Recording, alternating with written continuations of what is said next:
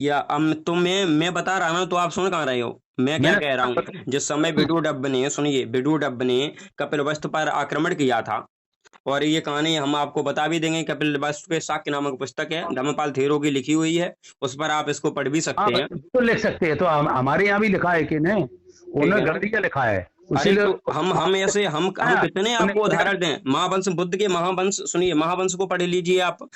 ठीक है, मध्यम निकाय को पढ़ लीजिए आप। मध्यम निकाय में 79 नंबर का जो वो है, निकाय निकाय का क्या होता है? मध्यम निकाय भगवान बुद्ध का जो ग्रंथ है, ठीक है ना, मध्यम निकाय को आप पढ़ लीजिए। उसके नवासी जो 89 नवासी वाला जो श्लोक है उसको पढ़ लीजिए आप। ठीक है ना? जो महावंश में 18 पेज नंबर पे आप पढ़ लीजिए। भाई, के नामक पुस्तक है, पूरी पुस्तक यही है। संस्कृत था उस समय भाषा, क्या? उस समय संस्कृत की भाषा थी। संस्कृत भाषा नहीं थी, पाली भाषा लिखी गई है वो। तो पाली भाषा की एक बड़ा निवेदन है, पाली भाषा के अक्षर डाल दीजिए वीडियो पे, किस पे? कौन कौन से अक्षर पाली भाषा के। अरे, पाली भाषा उस समय प्रचलन में थी। पहले मैं ये पूछना चाहता हूँ, पाली भाषा के आपको अनुभव होगा तो अक्षर डाल दीजिए इस पे, कौन कौन से अक्षर है नहीं, पाली आप भाषा को मैं, डालिए। नहीं, मैंने पाली भाषा को पढ़ाया क्या? अरे मैं तो पूछ रहा हूँ, आपको अनुभव है ना कि पाली भाषा थी? अरे आप कह रहे अच्छा, ये बताइए, इतिहास क्यों पढ़ाए जा रहे हैं विद्यालय में? यार मैं पूछता रहा, तो मैं इतिहास के बारे में, अ- जब तुम जानते हो तो पाली भाषा के अक्षरों को डाल दीजिए वीडियो पे, मैं देख लूंगा। क्योंकि कैसे पाल वंश है, पाली भाषा के क्या अक्षर होते थे, जैसे आज इंग्लिश के, हिंदी के, उर्दू के, तो ऐसी पाली भाषा के अक्षरों पे डाल दीजिए। अच्छा, और जो सम्राट अशोक ने जो अपने सभी शिलालेख जो लिखाए हुए हैं, तो वो किस काय भाषा में है तो फिर? काय भाषा, कौन सी भाषा में लिखा है? कौन कौन सी भाषा में लिखे गए हैं वो? ये पता नहीं। तो बस इसीलिए तो कह रहे हैं। तो हम पूछ तो रहे तुमसे। आपने आपने डायरेक्ट मुझसे उम्र की बात कर दी। उम्र की बात तो ये थोड़ी है, डायरेक्ट कोई इसलिए हमसे उम्र में ज्यादा है तो वो हमसे सुनिए, ज्ञान में भी ज्यादा है। मैं पूछ रहा तमाम ऐसे जो हूँ, हमसे उम्र में ज्यादा है वो खेत में खुरपी लेके घास निरा रहे हैं, तो इसका पहले मतलब हमारी, वो उम्र में ज्यादा है तो ज्ञान में भी ज्यादा हो गए। पहले बात सुन लीजिए, मैं इसलिए पूछ रहा हूँ, यदि आपकी उम्र कितनी है तो मैं पूछना चाहता हूँ, आपके अगर कम उम्र के हैं तो पिताजी कहाँ पढ़ने जाते थे, मैंने ये पूछा ना।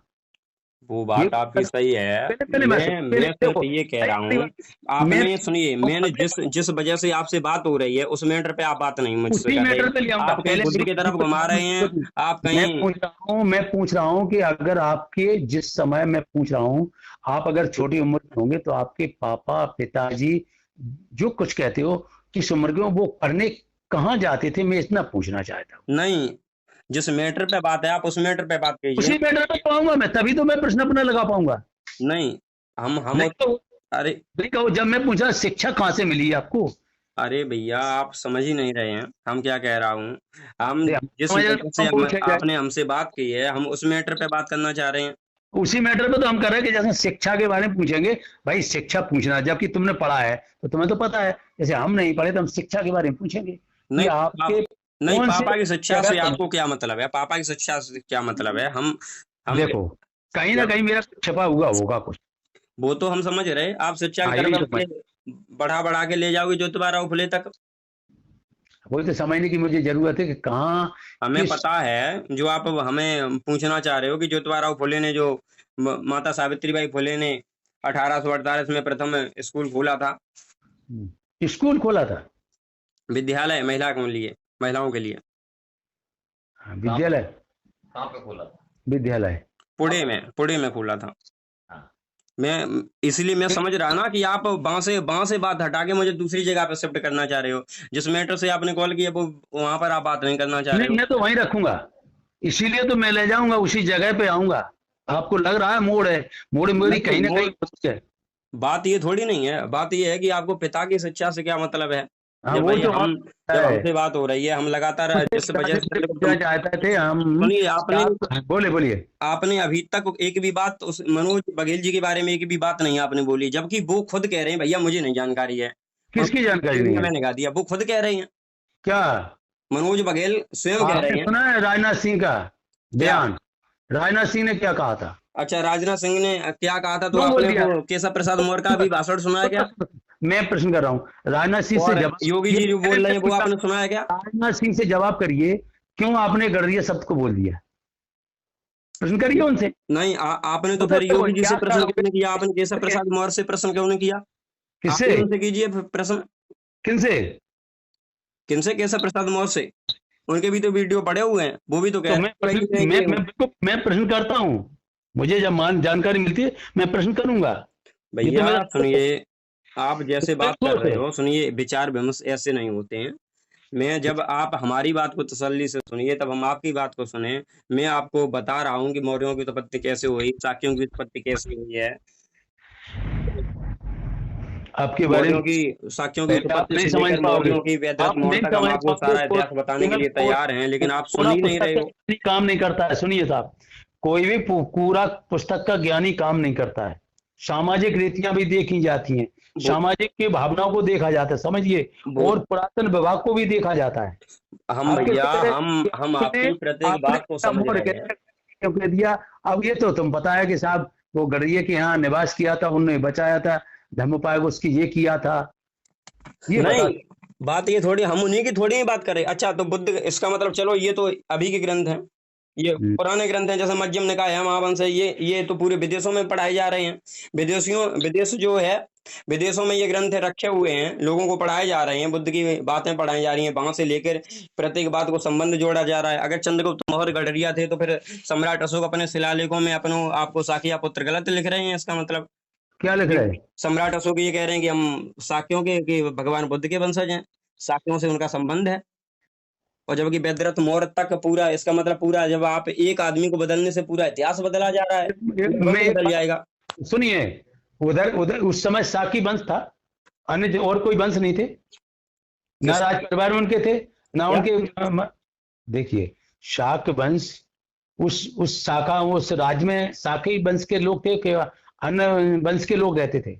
भैया, एक राज्य में एक ही वंश के लोग थोड़ी नहीं रहते, लेकिन फिर भी अगर उसको अलग अलग वंशों को डिवाइड किया गया ना है, हाँ। अलग अलग वंशों को डिवाइड किया गया है, उसमें भाई किस वंश के लोग रहते हैं, क्या करते हैं वहाँ, हम्म। क्या बता रहे भैया। अरे पूछ रहे तुमसे। तो बस इसीलिए जब मैं आपको एक एक चीज बता रहा हूँ कि भैया हम आपको शाक्यों की उत्पत्ति से लेके आपको बताना चाह रहे हैं, मैं आपको मौर्यों की उत्पत्ति भी बताना चाह रहा है, लेकिन आप सुन ही नहीं रहे हो। मैं आपको बोलिए कह रहा हूँ कि बिटू डब्बे ने जब बोलिए आक्रमण बोलिए किया मैं है, वहां से जो शाक्य भागे हैं, अरे मैं सुन लूंगा, और सुनाइए तो मैं सुन लूंगा, तो बताइए मौर्यों के बारे में बताइए। वहां से जब ये शाक्य भागे हैं, सुनिए, वहां से जब ये शाक्य भागे हैं, तब ये हम्म, पिपली वन में आके रखे रहे थे, जहाँ पर पीपल के जो वृक्ष थे वहां पे अधिकता थी। उसको लोग पिपली वन कहते थे। कहीं कहीं पिपराया भी लिखा हुआ पाया जाता है, पता है आपको। उसके बाद जब मौर्य लोग वहां पर रहने लगे, तो फिर जब ये रहने, मतलब उस समय मौर्य तो नहीं थे, शाक्य थे, लेकिन उसके भय से इन लोगों ने अपनी जात छुपाई, शाक्य कहना बंद कर दिया। उसके बाद ये जब पिपली वन में आए, अब इनके गुजारे करने के लिए कुछ था नहीं, तब जो मौर्यों के पंख वगैरह थे उससे अपनी वहीं पर उन्होंने अपनी मतलब झोपड़ी बनाई। उसके बाद जो मोर के पंख थे उससे अपने घरों को सजाया, और वो कहीं उसके बिजना छोटी छोटी बातों पर वो मोर के पंख यूज करने लगे। उसके बाद अब मोर के पंख बेच के भाई अपने गुजारा भी, भरण पोषण भी वो लोग करने लगे थे। उसके बाद तब ये लोग इनको धीरे धीरे मोर मोर कहने लगे थे।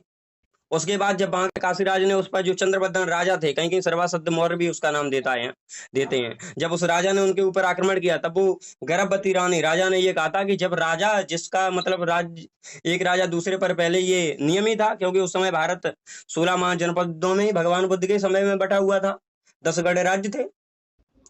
तो उस समय, उसके बाद जब वो ये नियम था कि जो भी एक राजा दूसरे राजा के ऊपर चढ़ाई कर देता था, उसका पूरा शासन उसी का हो जाता था बोलिए या नहीं। तब राजा ने ये कहा, अब राजा ने, बोलिए, मैं सुन रहा हूँ, जब अभी सुनिए, मैं बात करूंगा।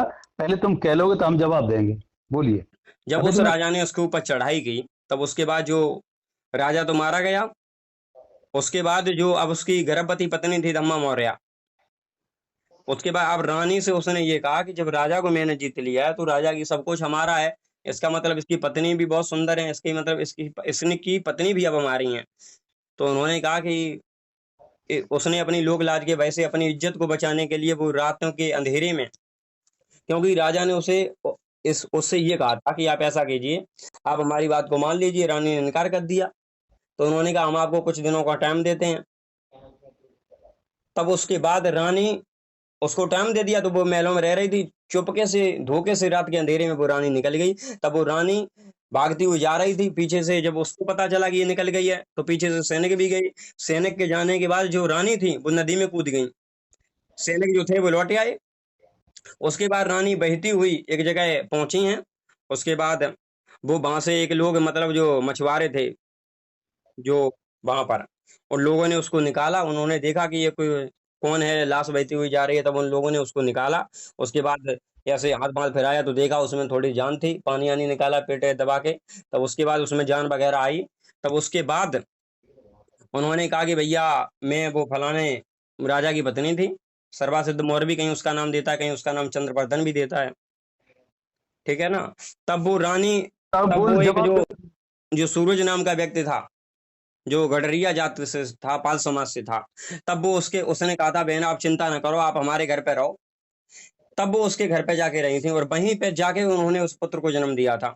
और पाल समाज के उस व्यक्ति का मैं बहुत आभार व्यक्त करना चाहता हूँ कि ये इतिहास खत्म हो जाता है यहीं पे, लेकिन उसने उस व्यक्ति को पाला, उसके घर में जन्म दिया, और उस व्यक्ति ने पालने के बाद में उस बच्चे को बड़ा किया है। यहाँ से है मौर्यों की उत्पत्ति। देखिए, पहले ये मैं मानना बात पूछना चाहता हूँ। मोर मोर के पंख से क्या संबंध था इनका? मोर के पंख से पहले तो भगवान बुद्ध के ही समय में मौर्यों से संबंध था, क्योंकि भगवान बुद्ध के जो प्रतीक हैं वो भी मोर मोर हैं। प्रतीक है ना? जी। अरे नहीं, हम तो वहां दूसरी की चीज बात नहीं, सुनिए, सुनिए मैं तो दूसरी यहाँ चीज की बात कर रहा हूँ या सुनिए, सूरज के यहाँ की बात कर रहा हूँ। सुन लीजिए, मोर जो है, पिपलिया गांव की बात कर रहा हूँ। मैं क्या कह पिपलिया रहा के हूँ, मैं ये कह रहा हूँ जो पिपली नामक वन में थे, वहां पर इनके भरण पोषण करने के लिए कोई भी चीज उपलब्ध नहीं थी। भाई धीरे धीरे आदमी अपने भरण पोषण के लिए, अपनी आजीविका चलाने के लिए कुछ ना कुछ साधन तो देखता है। मोरों के पंखों से इन्होंने अपनी आजीविका शुरू की है। लोग किसने इनको वहां किसने पर, किसने सुनिए, किसने वहां किसने पर छोटी छोटी चीज पर ये मोर के पंख यूज करने लगे। जैसे घर में कुछ किसने काम कर किया? रहे हैं, मैं जो बिजना बना रहे हैं, किसने उसी किया? मोर के पंख का बना लिया। छत किसने पे किया? जगह पे जगह मोर के पंख पहले लगे बात हैं। सुन, और उस किसने वनों किया ये? वनों में भी, क्योंकि जब मोर के पंख थे तो उसमें मोरों की अधिकता थी। मैं जो पूछ रहा जो हूँ पास किसने के लोग किया? थे, सुनिए, पास के जो मेरी लोग थे बात वो सुनिए, उनको मेरी मोर बात मोर सुनिए। धीरे धीरे कहने मैं लगे। इनको रोकता हूँ, रुक जाइए। किसने किया उसका उपयोग, ये पूछ रहा हूँ मैं। किसका? मोर के पंखों का उपयोग किसने किया? किसने किया है? हाँ। अरे यार ये तो भाई, या अब तो मैं बता रहा हूँ तो आप सुन।